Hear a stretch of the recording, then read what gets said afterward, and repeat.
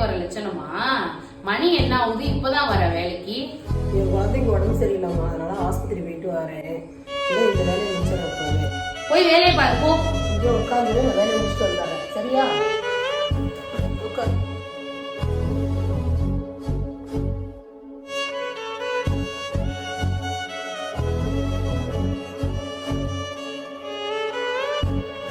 என்ன ரங்கநாயகி, உன் பையனை வந்து பாருங்க.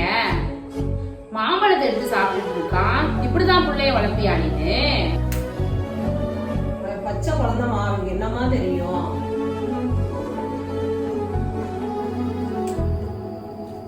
என்ன நீ என்னையே எடுத்து பேசுற?